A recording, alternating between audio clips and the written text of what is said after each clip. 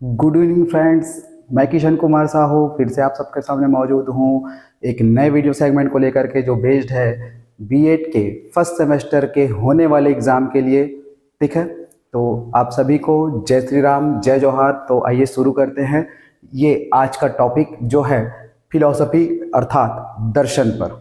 ठीक है, तो अक्सर ये पूछा जाता है कि दर्शन और शिक्षा जो है सिक्के के दो पहलू हैं, स्पष्ट कीजिए। और चूंकि ये क्वेश्चन पिछले वर्ष नहीं आया था, तो इस वर्ष बहुत ज़्यादा चांसेस है कि ये क्वेश्चन क्या हो, आपको पूछा ही जाए इस एग्जाम में। ठीक है, तो इसके लगभग 80% चांसेस है। तो बिल्कुल आप इस वीडियो को मिस मत करिए, पूरा लास्ट तक देखिए आपको कैसे आंसर राइटिंग करना है। ठीक है, ये पूरा फॉर्मेट मैंने आपको यहाँ पर बता दिया है। ठीक है, देखते हैं कि क्या क्या इसमें आपको लिखना है। ठीक है दोस्तों, तो सबसे पहले आपको दर्शन को क्या करना है, डिफाइन करना है कि दर्शन आखिर होता क्या है। तो आप इसको दो रूपों में बताएंगे कि दर्शन शब्द की जो उत्पत्ति हुई है, सबसे पहले आप ये बताएंगे कि ये किस शब्द से उत्पत्ति हुई है इसकी। ठीक है, आपको संस्कृत के परिप्रेक्ष्य में बताना है और ग्रीक भाषा के परिप्रेक्ष्य में बताना है। तो संस्कृत भाषा के परिप्रेक्ष्य में अगर देखें तो दर्शन जो शब्द है वो दृश्य धातु से क्या हुआ है, उत्पन्न हुआ है, जिसका अर्थ होता है देखना। ठीक है, दर्शन जो है दृश्य धातु से सब जो है वो क्या हुआ है, उत्पन्न हुआ है, जिसका अर्थ होता है देखना।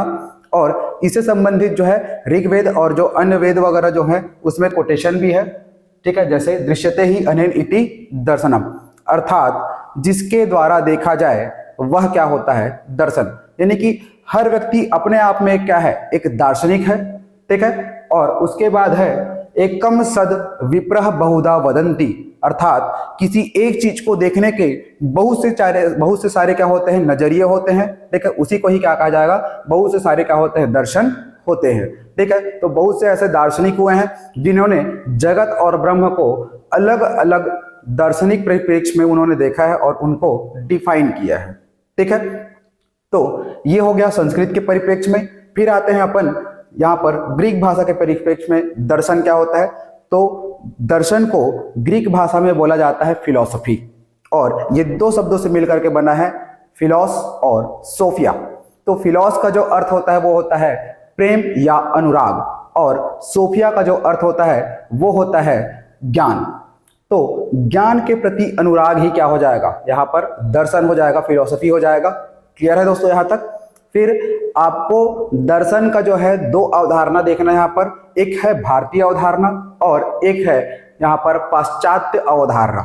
ठीक है, यानी कि विदेशों के द्वारा जो है दर्शन को किस रूप में देखा जाता है और भारत में किस दृष्टिकोण से दर्शन को देखा जाता है।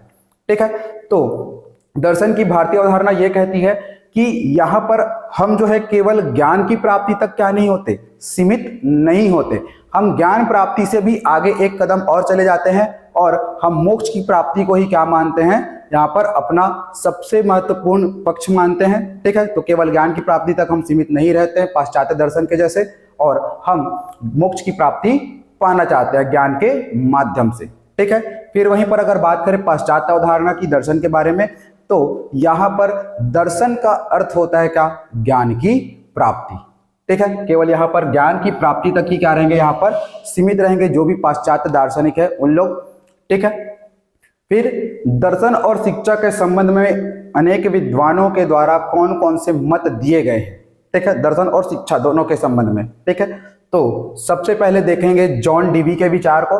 ठीक है, तो इन्होंने दर्शन को शिक्षा का एक सामान्य सिद्धांतवाद कहा है। ठीक है, क्या माना है, सामान्य सिद्धांतवाद कहा है। ठीक है, तो एक सिद्धांत के जैसा है क्या, दर्शन। ठीक है, किसका, तो शिक्षा का। ठीक है, फिर है प्रोफेसर बटलर, इन्होंने कहा है कि दर्शन जो होता है वो चिंतनशील होता है। ठीक है, तो चिंतनशील कहने का तात्पर्य यहाँ पर यह है कि कोई जो व्यक्ति है उसको यदि वो दार्शनिक है तो जब तक वो चिंतन मनन या सृजन नहीं करेगा तब तक यहाँ पर उसको दर्शन की प्राप्ति नहीं होगी। तो कोई व्यक्ति जब विचार करता है किसी चीज को लेकर के, उसके सूक्ष्म से सूक्ष्म पहलू को वो जानना चाहता है, तब वो दर्शन को क्या कर लेता है, प्राप्त कर लेता है। तो जीव जगत और ब्रह्म के बारे में जो जानेंगे जो अच्छे से सूक्ष्म मूल्य को लेकर के, तो वो क्या हो जाएगा, दर्शन। लेकिन वहीं पर यदि बात करें शिक्षा, तो ये क्या होता है, व्यवहारशील। तो दर्शन जो है एक चिंतनशील रहेगा और शिक्षा जो है क्या होगा, व्यवहारशील। आप इसको प्रैक्टिकली अपने लाइफ में क्या करते हैं, अप्लाई करते हैं। ठीक है, शिक्षा में जो आपने सीखा है आप उसको क्या करते हैं, प्रैक्टिकल लाइफ में अप्लाई करते हैं। क्लियर है? तो ये हो गया प्रोफेसर बटलर का विचार। फिर है प्रोफेसर रॉस, तो इनके द्वारा दर्शन और शिक्षा को सिक्के के दो पहलू माना गया है। ठीक है, तो आपको अच्छे से याद रखना है प्रोफेसर रॉस का बात को, इनके विचार को, कि इन्होंने ही क्या कहा है, दर्शन और शिक्षा ही क्या है, सिक्के के दो पहलू हैं। ठीक है, फिर है प्रोफेसर एडम्स, इन्होंने शिक्षा को दर्शन का गतिमान पक्ष माना है। ठीक है, तो दर्शन का गतिमान पक्ष क्या है, शिक्षा। दर्शन में जो भी चीजें यहाँ पर सीखी जाती है किसी भी व्यक्ति के द्वारा, तो वो क्या होता है, एक संकुचित जो क्षेत्र है उसमें क्या रहेगा, वो शामिल रहेगा। ठीक है, जैसे मैंने अगर कोई चीज सीखा है तो मैं केवल जितने लोगों से मिलूंगा उनको ही क्या दे पाऊंगा, उनको बता पाऊंगा मेरे दर्शन के बारे में।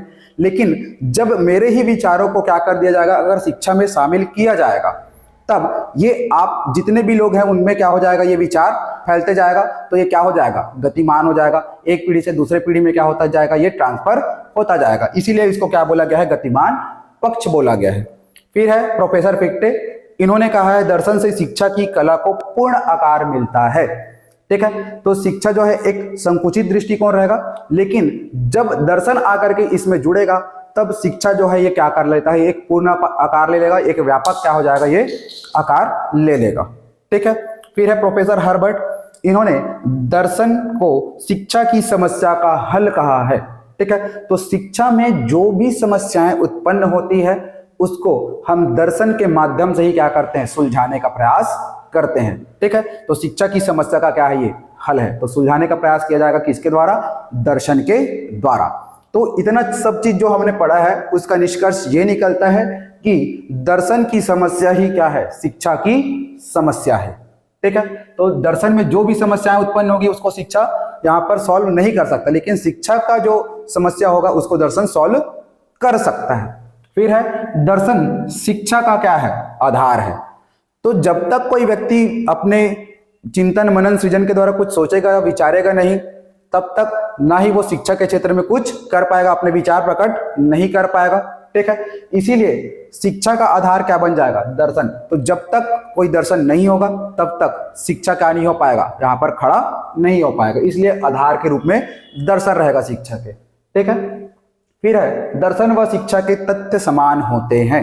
ठीक है, दोनों के जो पर्सपेक्टिव है, जो भी वहां पर प्रोडक्ट रहेंगे, ठीक है, जो फैक्चुअल चीजें रहेंगी वो दोनों में क्या रहेंगी, समान रहेगी। ठीक है, अब दर्शन के जो तत्व है, ज्ञान मीमांसा, मूल्य मीमांसा और तत्व मीमांसा, इन तीनों का शिक्षा के साथ क्या होता है, घनिष्ठ संबंध होता है।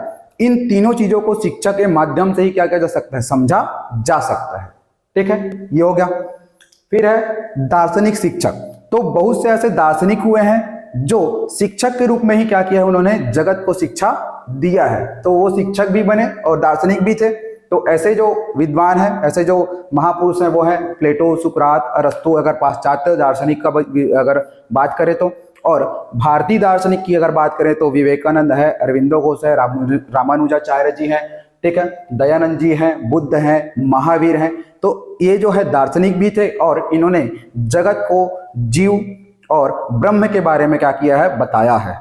ठीक है, अब लास्ट जो रहेगा आपका वो रहेगा दो थॉट, एक है दर्शन का शिक्षा पर प्रभाव और शिक्षा का दर्शन पर प्रभाव, शिक्षा का दर्शन पर प्रभाव और दर्शन का शिक्षा पर प्रभाव। तो पहले देखेंगे अपन दर्शन का शिक्षा पर क्या प्रभाव पड़ता है। तो शिक्षा के उद्देश्य पर प्रभाव पड़ता है दर्शन का। ठीक है, तो जो भी एक दर्शन होगा वो एक शिक्षा के निश्चित उद्देश्य के ऊपर क्या डालेगा, इफेक्ट डालेगा। ठीक है, फिर है शिक्षा के पाठ्यक्रम पर प्रभाव। यदि बात करें जैसे कोई व्यक्ति अगर उसने अगर उसने क्या किया है, राजनीति को ही देखा है, उसको जाना है, समझा है, ठीक है, तो उसका जो दर्शन है वो कौन सा है, राजनीति का क्षेत्र है। तो वो क्या करेगा, अपने दर्शन के हिसाब से ही क्या करेगा, शिक्षा के पाठ्यक्रम को वो तय करेगा। ठीक है, कि ये होना चाहिए ऐसे करके। ठीक है, तो ये क्या हो जाएगा, शिक्षा के पाठ्यक्रम पर क्या डाल रहा है, दर्शन जो है वो प्रभाव डाल रहा है। ठीक है, शिक्षा विधि पर, अब जो भी पाठ्यक्रम है उसी के हिसाब से क्या करना पड़ेगा, अपने को शिक्षण विधि अपनाना पड़ेगा। ठीक है, तो यही क्या है, शिक्षा विधि पर दर्शन का प्रभाव पड़ेगा। ठीक है। पाठ्य पुस्तकों का प्रभाव, तो जो भी यहाँ पर आपने पाठ्यक्रम तय किया दर्शन के आधार पर, तो आप क्या करेंगे उसी के हिसाब से ही पाठ्य पुस्तक अपना बनाते हुए चलेंगे, ठीक है। तो यह हो जाएगा पाठ्य पुस्तकों पर प्रभाव। शिक्षकों पर प्रभाव, तो जो आपने पाठ्यक्रम तय किया है आप केवल उसी की स्पेशलिटीज जो प्राप्त रहे होंगे जिनको, ठीक है, जो टीचर्स, आप उन्हीं से ही क्या करेंगे पढ़ने का कोशिश करेंगे, ठीक है। तो इससे क्या हो जाएगा शिक्षकों पर भी प्रभाव पड़ रहा है। अब कोई टीचर जिसको भी पढ़ा रहा है विद्यार्थी को, तो उसका जो भी दर्शन है उसके हिसाब से क्या करेगा, उसको वो उस सब्जेक्ट को, उस टॉपिक को क्या करेगा समझाने का प्रयास करेगा, ठीक है। फिर विद्यालय पर भी क्या पड़ता है इसका प्रभाव, कि कोई जो विद्यालय है वो किस दर्शन को लेकर के वो आगे बढ़ना चाहता है, ठीक है। फिर है मूल्यांकन पर प्रभाव, तो अगर कोई विद्यालय है अपने विद्यार्थियों का क्या करता है मूल्यांकन करता है, तो वो किन सिद्धांतों को, किन दर्शन को वो आगे रख करके क्या करता है उनका मूल्यांकन करता है, उसके आधार पर ये इफेक्ट डलेगा यहाँ पर। फिर है अनुशासन पर प्रभाव, ठीक है। तो देख रहे होंगे आप आजकल जो है राजनीति पे ही ज्यादा क्या रहता है, युवाओं का रुचि रहता है, ठीक है। सब मुन्ना भैया बन के घूमते रहते हैं, ठीक है। तो इससे जो है आजकल देख रहे होंगे कि आप अनुशासन जो है उतना अच्छे से नहीं रहा। पहले जैसे गुरु आश्रम की परंपरा थी, तो वहां पर वो गुरु के हर एक बात को क्या करते थे, मानते थे, समझते थे, ठीक है, सीखते थे। लेकिन आजकल ऐसा नहीं होता। तो जैसे जैसे दर्शन के विचार जो है वो एक पीढ़ी से दूसरे पीढ़ी में जाते गए, तो उसके हिसाब से उनके अनुशासन भी क्या होते गए, बदलते गए, ठीक है। तो ये हो गया दर्शन का शिक्षा पर प्रभाव। फिर है दर्शन पर शिक्षा का प्रभाव, ठीक है। तो पहला पॉइंट है इसमें, शिक्षा दर्शन की आधारशिला है। यही चीज है यहाँ पर, दर्शन शिक्षा का क्या है, आधार है, ठीक है। तो शिक्षा दर्शन की क्या है, आधारशिला। फिर है शिक्षा दर्शन को जीवित रखता है, ठीक। तो अगर किसी व्यक्ति ने दर्शन क्या किया है, दर्शन यहाँ पर उसने अपना दिया है, ठीक है, दार्शनिक रूप में उसने क्या किया है, अपना दर्शन दिया है, अपने विचारों को रखा है, तो वो जिस समय वो जीवित रहेंगे, वो उस समय जितने भी जगत में क्या रहेंगे, जो भी लोग रहेंगे, केवल उन तक ही क्या करेंगे, वो अपने विचार को प्रस्तुत कर पाएंगे। लेकिन आने वाली पीढ़ी में जो है ये कैसे पहुंचेगा, ठीक है। तो जब उस दार्शनिक विचार को क्या किया जाएगा, पाठ्यक्रम में शामिल किया जाएगा और उनके विचारों को स्थान दिया जाएगा, तब वो क्या होगा, वो जीवित रहेगा और एक पीढ़ी से दूसरे पीढ़ी में वो क्या होते जाएगा, ट्रांसफर होते जाएगा, ठीक है। इसीलिए जो है हम विवेकानंद को अपना क्या मानते हैं, आदर्श मानते हैं, उनके जैसा बनने का, उनके जैसा विचार रखने का क्या करते हैं, प्रयास करते हैं। कई लोग जो है अब्दुल कलाम को अपना आइडियल मानते हैं, कुछ जो है भगत सिंह के अपना क्या करते हैं, आइडियल मानते हैं, ठीक है। तो बहुत से ऐसे क्या होते हैं यहाँ पर क्रांतिकारी है या फिर जो दार्शनिक है, उनके विचारों को हम अपना करके उनके जैसा बनने का क्या करते हैं, ट्राई करते हैं, ठीक है। तो ये क्या हो जाएगा, इससे शिक्षा जो है दर्शन को क्या कर रहा है, जीवित रख रहा है, ठीक है। शिक्षा दर्शन को मूर्त रूप देता है, ठीक है। तो दर्शन केवल एक व्यक्ति के द्वारा ही क्या किया गया है, वहां पर सीखा गया है, ठीक है। तो जब तक इसको शिक्षा में शामिल नहीं किया जाएगा, उससे लोगों को पता नहीं चल पाएगा कि क्या होता है और क्या नहीं होता है, ठीक है। तो यहाँ पर शिक्षा जो है दर्शन को क्या कर रहा है, मूर्त रूप दे रहा है, ठीक है। फिर शिक्षा दर्शन को समाधान हेतु समस्या देता है। तो शिक्षा में क्या होता है, अभी आपने देखा था, शिक्षा में क्या होता है, समस्याएं जो उत्पन्न होती है उसका समाधान किससे किया जाता है, दर्शन से ही किया जाता है। तो ये वही चीज है, दर्शन को समाधान हेतु क्या दे रहा है, समस्या देता है, और इसका समाधान कौन करता है, तो दर्शन से ही किया जाता है। फिर है शिक्षा दर्शन को गतिशील बना करके रखता है। तो ये हमने पहले ही देख चुका है कि गतिमान चीज है कौन, दर्शन का शिक्षा, ठीक है। मतलब शिक्षा जो है क्या होगा, गतिमान हो जाएगा इसका दर्शन का, ठीक है। फिर है शिक्षा दर्शन को नए क्षेत्र देता है। तो यहाँ पर आजकल जो है नए नए क्षेत्र क्या हो रहे हैं, विकसित हो रहे हैं। तो शिक्षा के माध्यम से ही वो क्या हो रहा है, नए क्षेत्र जो है यहाँ पर बनते जा रहे हैं। जैसे अभी आपने एक डीप फेक वीडियोस करके आपने क्या होगा देखा होगा, वीडियोस देखा होगा, जिसमें अभी बहुत कंट्रोवर्सी चला था, ठीक है। तो उसी परिप्रेक्ष्य में अगर देखा जाए तो एक क्या हो गया, एक डीप फेक जो है एक नया क्या हो गया, क्षेत्र हो गया। अब इसके बारे में लोगों के दर्शन क्या है, वहां पर उनके विचार क्या है, उनको जो स्थान दिया जाएगा।